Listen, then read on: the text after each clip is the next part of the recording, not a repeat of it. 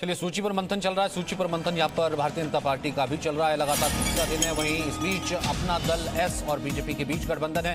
सीटों को लेकर के बातचीत हुई है। अनुप्रिया पटेल ने दिल्ली में बीजेपी के वरिष्ठ नेताओं से मुलाकात की। अपना दल एस और बीजेपी के बीच सीटों के बंटवारे पर चर्चा हुई है। बीजेपी कोर ग्रुप की बैठक शुरू होने से पहले अनुप्रिया की वरिष्ठ नेताओं से मुलाकात हुई है। पूर्वी यूपी और बुंदेलखंड की कुछ सीटों को लेकर के बातचीत हुई है। अनुप्रिया पटेल की पार्टी का यूपी में बीजेपी से गठबंधन है। अनुप्रिया पटेल तो केंद्र सरकार में मंत्री हैं, लेकिन अनुप्रिया पटेल यानी कि अपना दल एस के खाते से कितनी सीटें जो है फिलहाल इस मंथन का हिस्सा हो सकती हैं? विशाल पांडे।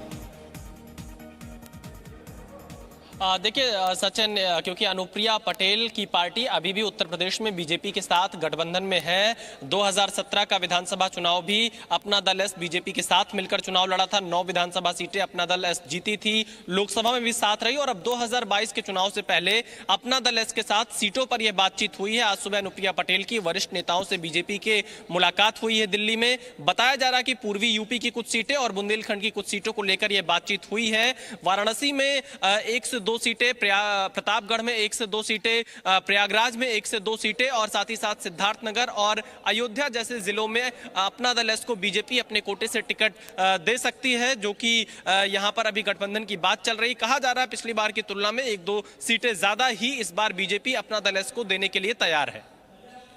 और फिलहाल क्या ये माना जाए, यानी कि जिस तरीके से सीट शेयरिंग का फॉर्मूला आज समाजवादी पार्टी ने तय कर लिया अपने 6 साथी दलों के साथ, भारतीय जनता पार्टी भी उसी राह पर चलती दिख रही है। हालांकि इतनी ज्यादा पार्टियों से भारतीय जनता पार्टी का गठबंधन नहीं है, ज्यादातर सीटों पर उन्होंने खुद ही चुनाव लड़ना है।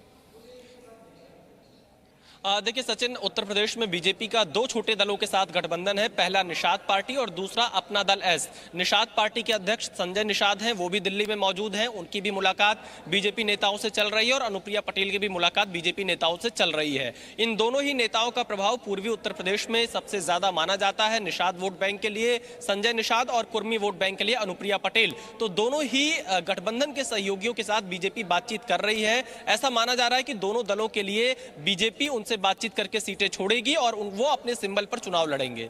सचिन, अच्छा, इस बीच ये जो मंथन चल रहा है जिसमें खुद अमित शाह भी मौजूद हैं, आज दूसरा दिन है, इसको लेकर के आपके पास क्या खबर है, क्या रिपोर्ट है?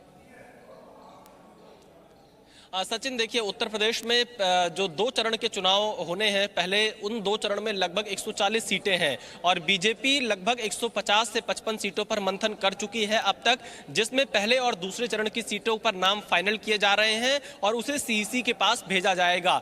दूसरा 10-15 ऐसे चेहरे जो कि बड़े चेहरे हैं उत्तर प्रदेश में बीजेपी के, जिनके चुनाव लड़ने पर कोई संशय नहीं है, उनके नाम फाइनल किए जा रहे हैं। यानी ये उम्मीद जताई जा रही है कि कल जब सीईसी की बैठक बीजेपी की हो सकती है, जिसमें प्रधानमंत्री मोदी भी शामिल हो सकते हैं, उसके बाद 14 जनवरी के बाद बीजेपी कभी भी उसके बाद पहली लिस्ट आ सकती है। और फिलहाल ये जो चर्चा यहाँ पर होगी, जिनका नाम फाइनल किया जाएगा, सीईसी में उन नामों को रखा जा सकता है। Presenting B News app available on Google Play and App Store. Download it now.